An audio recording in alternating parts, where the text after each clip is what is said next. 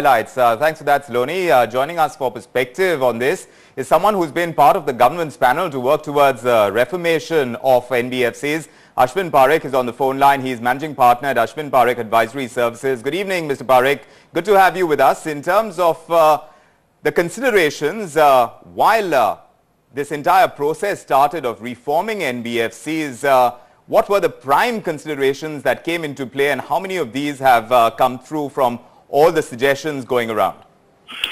Well, I mean, to begin with, I'm very pleased to note, that there has been a shift change.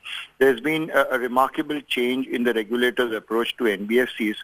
When we had Usha Thorat working group committee, which gave the initial recommendations, we were almost at a point where we believed that the regulator thought that the NBFCs were posing a substantial systemic challenge and a systemic risk, to the economy.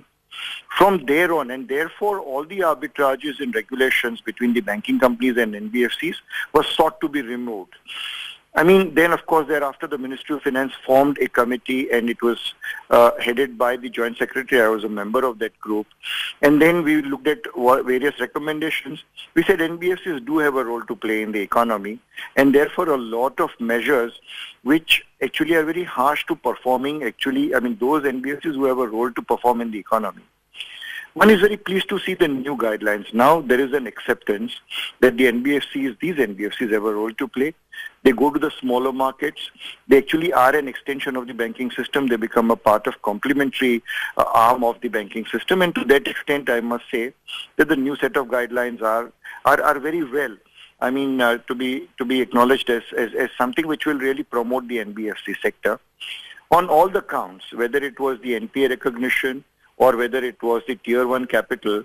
On all the grounds, the government committee's recommendations of phasing out the implementation has been accepted, which is a very pleasant, which is a very, very, very right thing to do, to my mind. So otherwise, the whole thing would have come as a big blow. Just to give you a perspective on this, at the time when Usha Thorat working group was constituted, there were about 12,864 registered NBFCs with the RBI. In one blow, by way of the 50 crore asset definition, almost about 11,000 odd would have lost their registration. Now that is being sought to be diluted. So net owned funds will be 2 crores, and that too by 2017. So the others, and I suspect that out of 12,600 or 12,800 NBFCs, about 6,000 or 7,000 may still continue to exist. The balance may have to perhaps surrender their license or their registration. So it's to that extent, I would say, a very good measure, I must admit.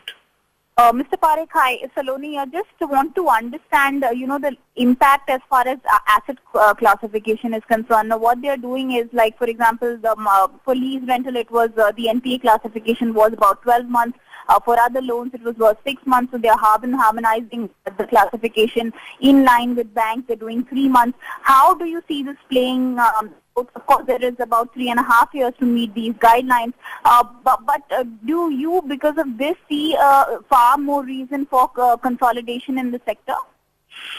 Well, yes. There is something which we have to understand. You have to understand the underlying borrowers who are associated with these NBFCs. Now, these borrowers are actually they've come mainly from the unorganized sector. They have irregular income. They have cyclical income, I must admit. And to that extent, unlike in case of banking companies where, each time you have a borrower, you're looking at his cash flows, you're looking at, if he's a salaried person for small loans, for example, then you're looking at the salary slip and ascertaining whether he can repay. There is a regularity of income in case of those borrowers. However, NBFCs extend themselves out.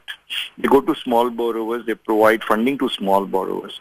Now, in such a situation, I would certainly say that there is going to be some amount of difficulty. Neither the regulator nor, unfortunately, the IDFC, the FIDC body, which actually looks at the NBFC sectors, it's a plank or a platform for the NBFC sector, have actual evidence to suggest, based on the income of the borrowers, that this would be a little harsh measure. Why would I treat it as harsh? And the reason is, if a borrower who has the intention of repaying, but only because his cash flows are not on a regular basis, they don't come in as on a regular basis. If he gets now termed as NPA, there is all the more reason why he would then shy away in repaying. So it sets a different behavior in the system, and it requires NBFCs to provide for that particular account. So I would say perhaps more evidence is essential. Perhaps over a certain time period, we may recognize that those borrowers, who are not covered by MFI at the lowest end and who are not covered by the banking system at the upper end, if you look at their income streams and then determine this NPA norm is something which is more important. There's nothing on evidence to suggest that by merely recognizing an NPA and providing for the NPA improves the recovery situation with the borrowers, and that's something perhaps the regulator should really take cognizance of, to my mind.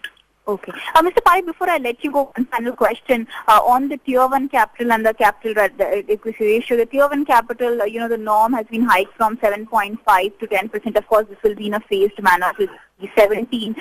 What in your mind largely this does? Also in that, and I wanted to understand with the systematically important NBFCs as well, because the asset size for them has been raised, from 100 to 500 crore. Is this largely to create a safe environment as far as, the entire buffer capital is concerned? Yeah, see, basically, once again, if you examine the balance sheets of all the NBFCs put together, and then, of course, if you look at those who are systemically important, you find that respectively 69% and 61% of their total funding comes from public funding, which is either deposits or deposits and banking loans put together. Now, therefore, they do pose a systemic challenge to the system. That, of course, goes without saying. However, to my mind, profit-making, large-sized NBFCs may be able to shore up their Tier 1 capital through plowed-back profits, and then they will have, they can really raise equity from the market. So therefore, their instruments will be rated quite well. So for the large and medium-sized NBFCs, it may not pose a larger challenge. It will really provide a substantial systemic comfort, I would say, because their capital will be, increased from 7.5 to 10%. The Tier 1 capital, self-owned, that is. For the small NBFCs, one has to see how they will meet with this challenge of increasing their Tier 1 capital from 7.5 to 10%. Even when they were phased out, they have time available with them. One has to see how difficult it is going to be for them.